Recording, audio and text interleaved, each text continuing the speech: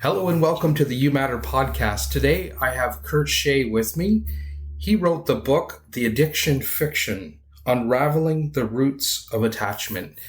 Thanks so much for coming on to the podcast here this morning, Kurt. Good to see you again, Ned. Thank you for having me. Yes, absolutely. So just briefly tell me a little bit about your book, and then we're going to get into some deeper questions here.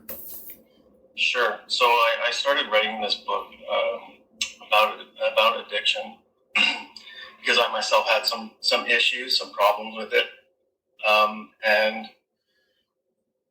it started with the idea that the word addiction and the word addict, for some reason, it entered my mind that calling yourself an addict or admitting that you have an addiction was counterproductive to getting well. So with that, the entire book sort of sprung from that one seed idea. You know, I was having some pretty hard times, and I was going through some pretty difficult moments. And in one of those difficult moments, I sort of had a moment where I realized that I heard a voice say, "Hey man, there's nothing wrong with you," right? So I was like, how is that possible? There's nothing wrong with me. There's plenty wrong with me. That's why I'm in this state. But it was a really nice idea, and I internalized it and I rolled with it. And I realized that indeed there was nothing inherently wrong with me. I was maybe coping and I had my issues, but deep down there was nothing wrong with me. And the idea sprung from there.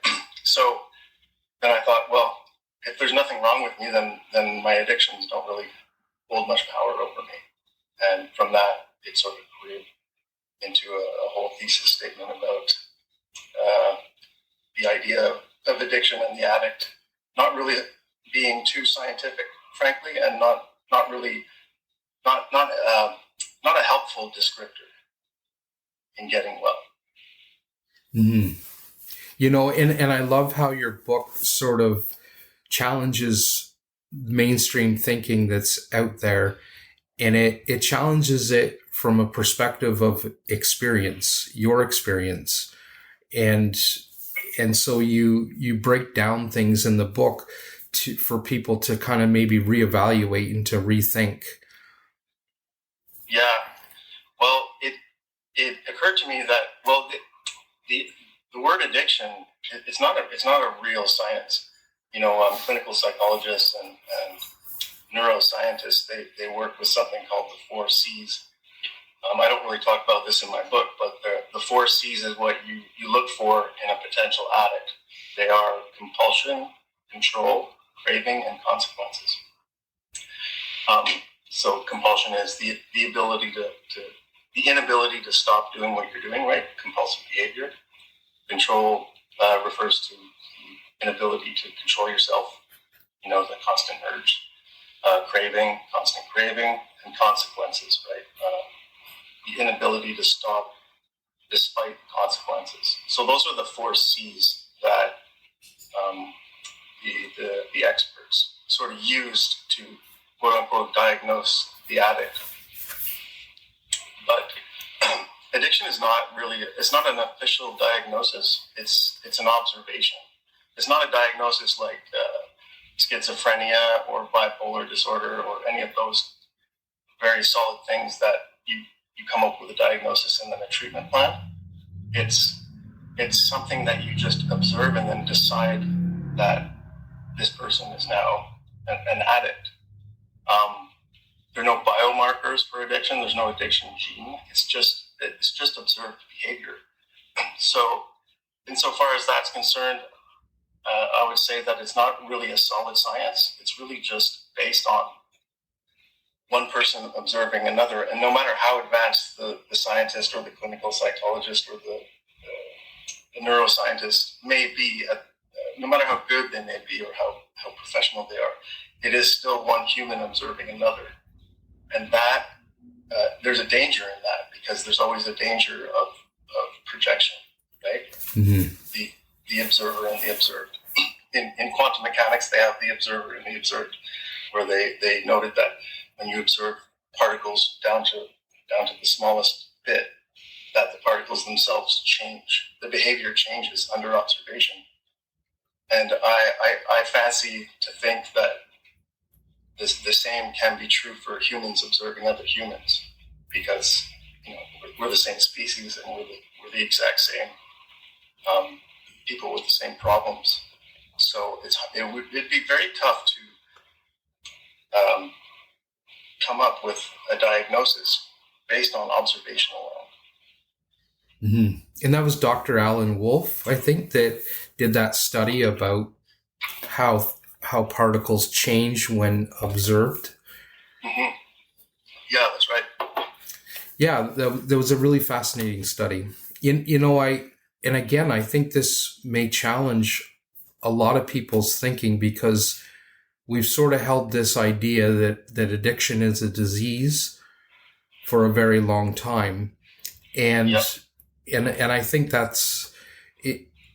That can be very problematic for someone to move beyond it, or to continuously make the choice, which I think is a fundamental aspect of moving beyond something that we're addicted to, is choice. Yeah, well, the lack of choice is intrinsic in the definition of the addict, right? In the 4 C's, it's all about lack of choice. These are behavioral descriptors that are saying that the alcohol or the drug has power over you. You don't have power over it. Mm-hmm. So if you call yourself an addict, and the description of the addict is that the addict has no choice, then you yourself will start to believe that you have no choice. That's the inherent problem in it, sort of admitting, quote unquote, that you're an addict. Yeah, and I think the awareness that this is causing a problem for me is fantastic. But then you talk in your book about labels. And I think it's in the labels that things become a problem, and we hold those labels long after they've expired. And so tell me a little bit about the labels that we place on ourselves. Well, sure thing. If you call yourself an addict, like I said, if you believe you're addicted, you also believe that you have no choice, because the addict, one of the cornerstone definitions is that you have no choice. The first step in the AA Big Book says we admitted that we were powerless over alcohol, that our lives had become unmanageable. That may seem to be true, but it's not the exact truth, because let's put it this way. We can do a little role play, Ned, if you want, mm-hmm. to illustrate this point. Let's say you yourself are a hopeless alcoholic, right? You've lost your job, and you're the alcoholic that they say can't stop after one drink, okay? Okay. So, and I'm your buddy. I'm your drinking buddy, and I'm coming over to get you wasted. But I'm also going to mess with you. So we're at your house, and you have a fridge full of glistening cold beers on a hot day, and you have one drink. And I ask you to stop after one. Now, you're the hopeless alcoholic, okay? And I'm going to ask you to stop after one. And answer honestly, okay? Can you stop after one? No, I just lost my job. I can't quit. Right. Okay. Now, I'll give you $50 if you just have one beer. And then I can buy 2 more cases. Okay. Sure, but if you just have one beer and you last the night without it, I'll give you $100. Yeah, sure. Then I'm probably going to drink that one beer and then continue going. Okay. So what if I said drink one beer and then stop for the rest of the night? Now I'm going to give you $1,000 if you pull that off. Would you do it still? Yeah, it's more enticing now. We're getting. What about 10,000? I've got 10,000 bucks in a bag for you. Yeah. If you have one drink. Absolutely. Okay. So what we're dealing with is a problem of motivation and values. It's not that you don't have a choice. You have the choice with the proper motivation behind it. Correct? Yeah. The same thing happens with any addict would probably forego their coping mechanism if they were offered $1 million in a case. So the problem is we don't have anything more valuable to sit on than our coping mechanism. Yeah, and I think the further one goes into a disempowered state, holding the labels that we place on ourselves, the easier it is to slide into those labels and to become the thing that we proclaim that we are. Like in your book, you say words have power, and these labels that we put on ourselves have power. So, what would be some of the first steps in releasing those labels and moving into a more empowered place? So there's a couple of things there. In my book, I talk about the word, concept, object loop, right? You have the word, which becomes a concept, which is a world of meaning, and then an object might be produced or a course of action, right? And so that constitutes reality for us. We utter the word, it becomes a concept, and then it becomes real for us in the real world. So how to step out of that loop? There's a couple of things. One is what I call the 3-step sobriety bender. That's the practical side of this program, where you abstain for 3 weeks. That's the short version. You abstain for 21 days. You have to make a solid choice to stop, to give a pause to your bad habit. That's the physical side of it. And then in week 2, what we do is we create a new mantra. So in opposition of the idea of the addict, the idea that you're now an addict and you have no choice, what you're going to do is create a few mantras and state them once every morning for week 2.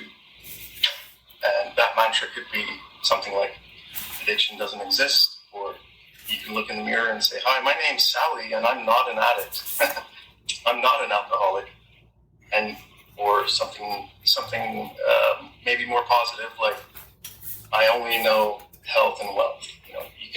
You choose your mantra, but it has to be contrary to the idea that addiction exists and that it has power over you. So I would say choose a mantra in your own words.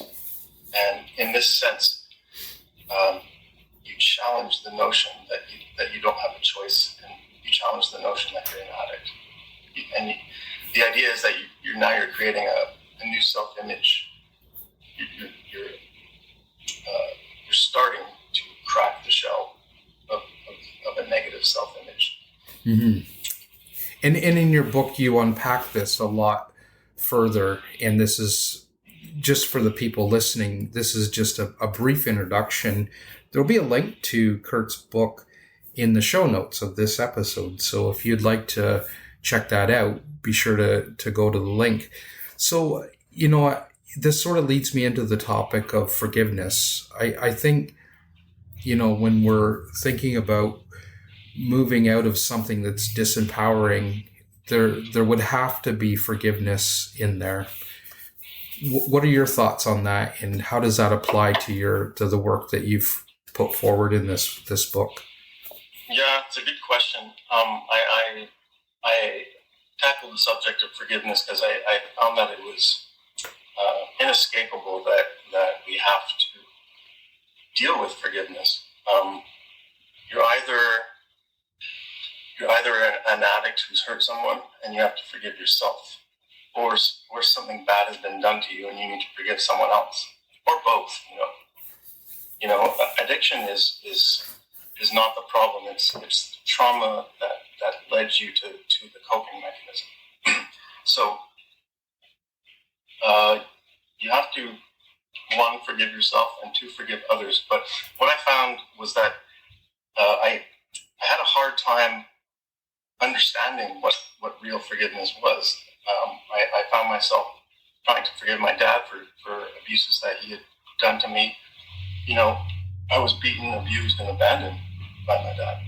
So I had a lot of reasons to be angry, and I found that I couldn't find a space inside to forgive him. I thought it's impossible, and then I accepted that forgiveness was impossible.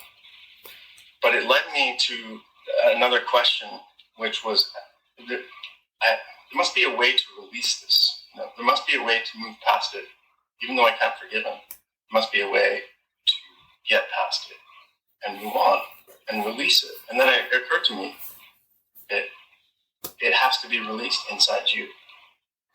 And then I thought, well, maybe that's what real forgiveness is. It's about releasing your own resentment. It's not a pardon. It's not letting someone off the hook necessarily, which is what our traditional view of forgiveness is, which is pardoning someone from a higher place, right? It's like a judge pardoning a convict, or a judge lessening his sentence, right? So there's a subtle reinforcement of separation there. There's him and me. There's two people there. There's a duality. But real forgiveness is a letting go, a releasing of your resentment, and recognizing that what someone did to you is born of unconsciousness and not of some inherent evil that divides you into me and them. Mm-hmm. You know, and when you first started talking about forgiveness and you were describing how it became stuck in you, you said that you accepted that you couldn't forgive, which would create an inability to move beyond that label or that decision that you've made. And so I often will say that I couldn't get over my grievances that I had to forgive until I accepted the fact that they happened. I accepted that, and what that did for me is it put a line in the sand. It's like it didn't make what happened right, and it didn't mean that I was wrong. It just meant that I was just finally going to take a first step out of the things that I couldn't forgive. I've accepted that they've happened, and that released a great deal of burden that not forgiving was putting on my shoulders. Yeah, forgiveness is a process, and it seems to be a necessary step, what you just described, where you accept that you can't forgive, almost. You accept that it happened, and that's it. It's over. The wound is there, and the deed is done. But that seems to beckon the response, which is a moving past of the duality of right and wrong, and the duality of the hurt trauma, and it forces you into a dimension of acceptance and peace. Yeah. You know, like if you had a teenage son who was acting out, right, and he's stealing stuff from the store and getting into fights and stuff. You know, as a father, you would be, you don't love him any less, right? But you see that what he's doing is wrong. So what you recognize then is that it's not right what he's doing, and correction is necessary. But you're not sitting from a judge's chair. You're not thinking in terms of punishment. Mm-hmm. You're thinking in terms of resolution. And that inner judge, it's always the hardest on ourselves. We judge ourselves, and then we put labels, we beat ourselves up, which spirals us into deeper disempowerment to continue the disempowered behavior that we're judging ourselves about. Yeah, that's right. And furthermore, it then gets externalized by judging other people. We don't judge other people without first judging ourselves. So whatever our internal state is, we project that onto someone else who's also lost and causing damage, right? Mm-hmm. And instead of healing our own hearts, we're we're pointing the finger at the other bad guy. Mm-hmm. And that's our way of coping with the fact that we can't come to terms with our own inner judge. That's exactly right. And how can we ever get to forgiveness and then letting go if we can't, let go and forgive ourselves first? Yeah, that's right. Karma. Explain to me what this means to you in relation to your book, The Addiction Fiction. Yeah, so I decided to tackle karma and forgiveness towards the end of the book, two separate sections, because I found that they were sort of in the way that it's unavoidable to work with forgiveness when you're dealing with trauma and addiction. The same goes for karma, which is what the Western mind has done to karma is turn it into some sort of karmic ledger of right and wrong, right? It's like, we always say, oh, he's going to get his karma, he's going to get his comeuppance. Instant karma is going to get you, which is like a very accepted sort of moralistic judgment in disguise. It's the one phrase that John Lennon said that I didn't agree with. Instant karma is going to get you. It's basically the judge surfacing again and issuing a punishment for a bad deed. But the way I see karma and the way I see its meaning is that karma is like a mirror. It's not a punishment from some cosmic force. It's a mirror showing you your own internal state. It's a neutral mirror showing your internal state through the external dramas of your life. And instead of taking responsibility for our own inner world, we point the finger at our life drama. What he did to me, right? What happened to me. We're like, see, that guy is bad. Look what he did to me. But the funny thing is, those dramas keep playing out, and they take different forms with different people, but it seems to keep playing out to the same person because you're not addressing your own inner world. It's the mirror of karma reflecting back to you. And I see karma as creation. And when we think, you hear the term karma's a bitch, you'll see somebody, spouting that at another person when they're dissatisfied or displeased with something they've done. Karma's a bitch, and it's a real negative connotation. But exactly. You would never say creation's a bitch. Exactly. So sort of changing that idea around what karma is, I think that's interesting the way you're framing that. Ultimately, it's a form of healing because it's since it's reflecting back to you your inner world, your inner state of separation, and your splintered heart getting reflected back to you.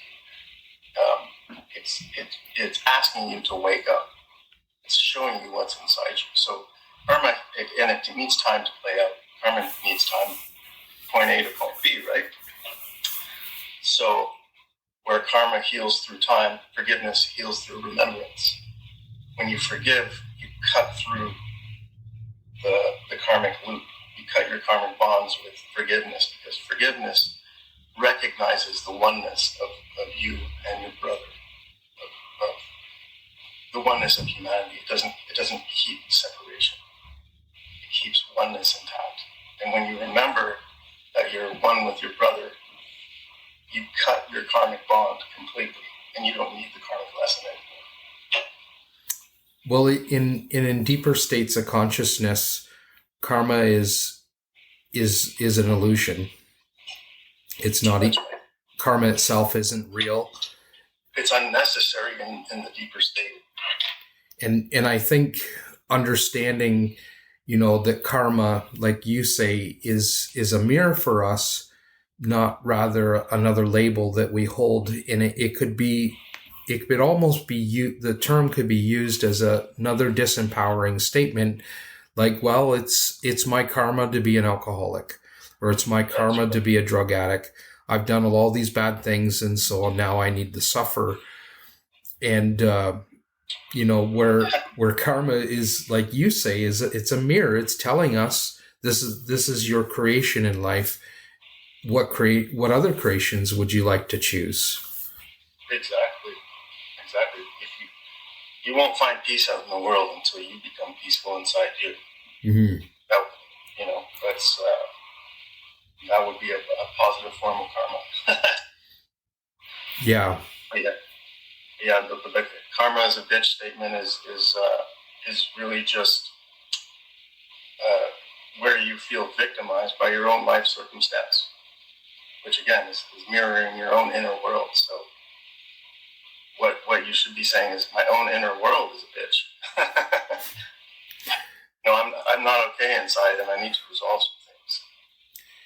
And I think a lot of my problems have stemmed from the unhealed traumas that I was carrying forward, and I'd bring those old energies, my old traumas, into the present moment with new people to play out. Talk a little bit about that trauma and the unhealed child within us. Yeah, well, for the most part, like, most of us come from some form of dysfunction. No family is absolutely perfect. There may be a couple out there, but let's say that most of humanity come from families that lie on the spectrum of dysfunction. So what happens is that we cope. We basically create ego personalities. We grow up coping with a broken family dynamic, and our coping mechanisms were designed to keep the family intact. I'm talking about the child now. The child is suppose dad abandoned young Jimmy. Now Jimmy grows up and he's a people pleaser, right? Because he lacked the love and the presence of the father, so he needed to become a people pleaser. That's a form of coping.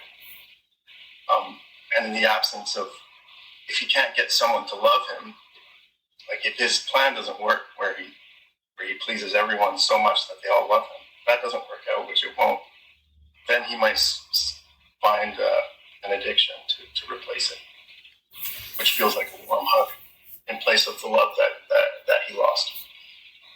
Mm-hmm.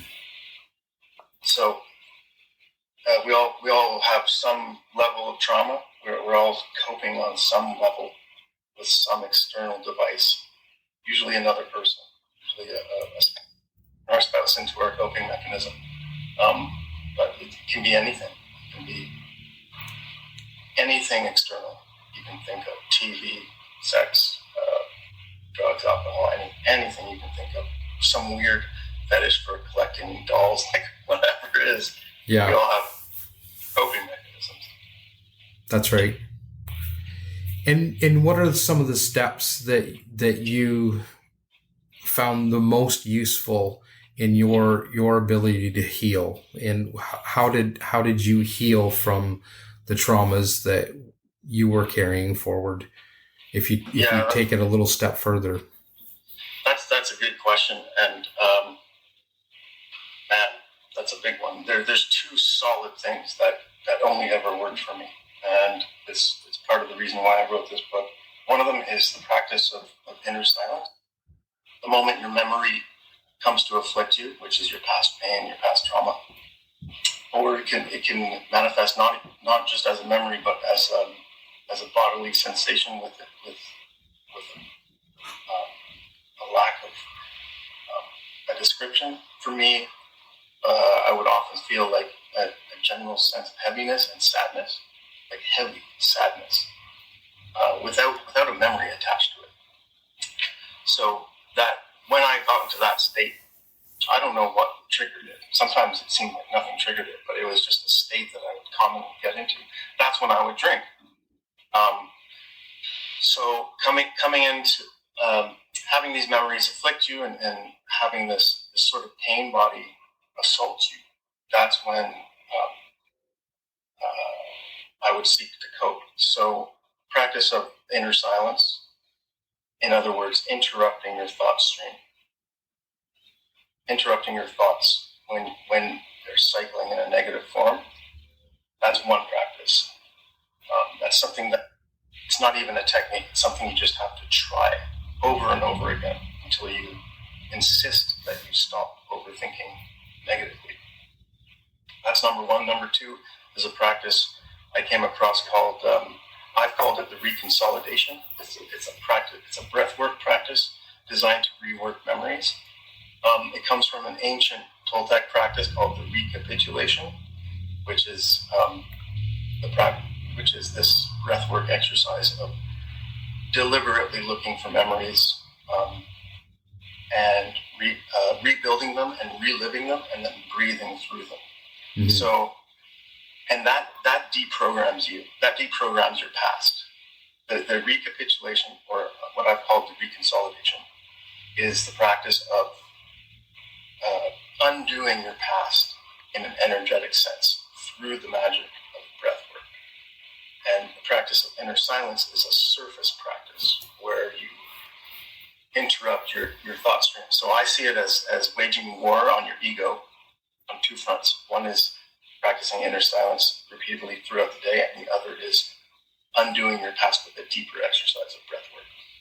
The way I like to see it for those of you who are like into tech and computers, you can sort of see it. If I can make an analogy, the reconsolidation is, suppose you have malicious virus on your hard drive, right? And it's running amok in your computer, and when you hit Control Alt Delete, Task Manager comes up and you can hit Stop Program. Do you know that Yep. that little trick on your keyboard? Control Alt Delete. Then you have Task Manager, you hit Stop Program. So that's kind of akin to the practice of inner silence, where you stop a negative thought stream. But the malicious malware still exists on your hard drive. And the reconsolidation is like uninstalling that program from your hard drive altogether, so it doesn't prop back up. Does that make sense? Yeah, it makes total sense. I really like the way that you frame that. And there's also like a 7,000-year-old Vedic technique of healing trauma and past and mending relationships. Oh, yeah. And it's very similar to what you're describing. What's the process? I haven't heard of it. Pink light technique. So you bring up a sense of love in yourself. So you're moving into a heart-centered space. And once you start to feel that sense of love rise up in you and sort of transmute your whole body into this experience of love, then you bring up a memory of your past or someone that you're struggling with that you want to get into a better relationship with, or forgive, let go, heal, move out of your mind, whatever that is. So I've never heard of this. This sounds very similar, right? So you bring up a memory of that person or a situation that you've been harmed in, and that love that you brought up and you got to stay in that love. You can't move off of it. And so you imagine that love that you have brought up is a pink light, and it goes over top of that whole situation.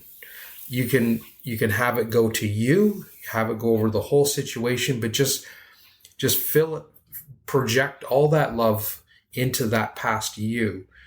And then when you feel like you've given all that love, that you actually visualize that you're going to reach in and take that old you and bring it into the present you, to come home, to be healed, to let go. So it's no longer stuck in that past memory, that you've removed that. Well, it must be real, because I got chills listening to you. So that is something I'm going to try. That sounds amazing. Yeah. And it's also the grounds of a shamanic type soul retrieval technique. You can do your own soul retrievals, where in a soul loss is when you go through a trauma and there's a portion of you that's stuck in that old trauma. And so there's less of you moving forward into your present day. And after so many traumas, there's so little of us that that actually moves forward in that we're present. You know, we're physically here, but we're not mentally here. There's so much behind us holding us back and moving into the presence of this moment, and we make our past real once again when we haven't healed it and let go of it. And so when we go back, and if there's significant points that we need to heal, let go of, forgive, etc., this is just one of the healing techniques that, you know, I've used to help myself grow beyond a situation.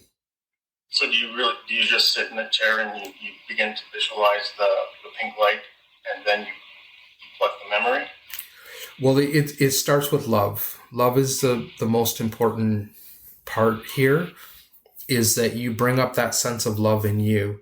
And it could be a memory of when you loved something or someone, or when you felt loved, you know, and if you're blocked in love, you know, that might be very telling too. If you can't bring up any memory of love, I think that's a whole nother podcast that we could get in on a topic like that. Yeah, I'm already starting to think, where did I feel unconditionally loved? I can't really bring up a memory per se. And it's there somewhere. But and then so it can be helpful for you to think about when you loved something, and just not go into the memory of that thing or person that you loved, but rather the experience of love itself. Because love is powerful, and it's always within our reach. That's right. Yeah. You have a few statements about love in your book. Let's. What are your thoughts about that? Well, essentially, like you say, it's to me, it's the only reality.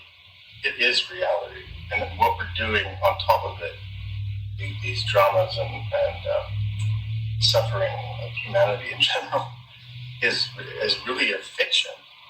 We're playing a part in a bad dream, and when we wake up, it is just waking up to the fact that everything's connected, and we have nothing to worry about.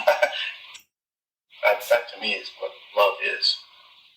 Mm-hmm. It's unconditional oneness and support.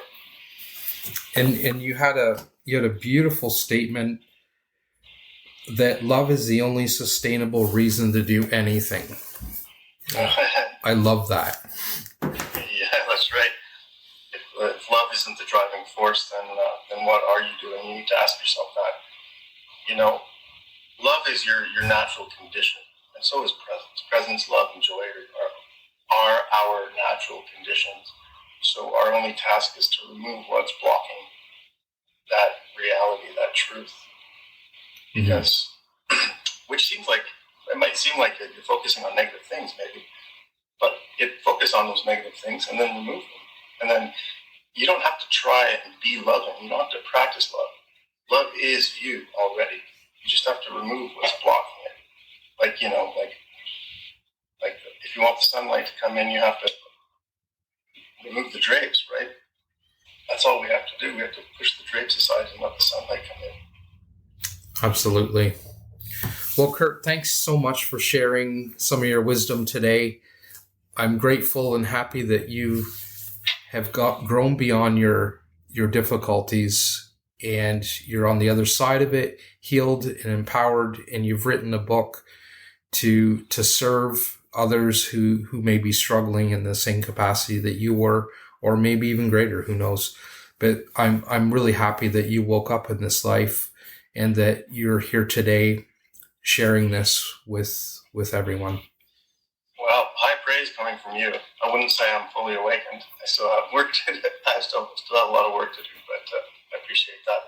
And I appreciate you because you hold a lot of space for people to be and exist. And I think you probably do that for your community, and it's rare. So I appreciate what you're doing and the vast space that you hold.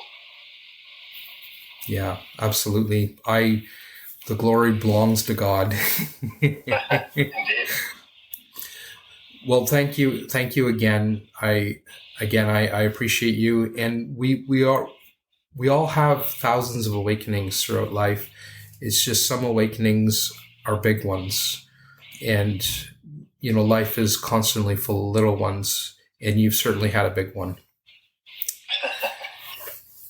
Amen to that.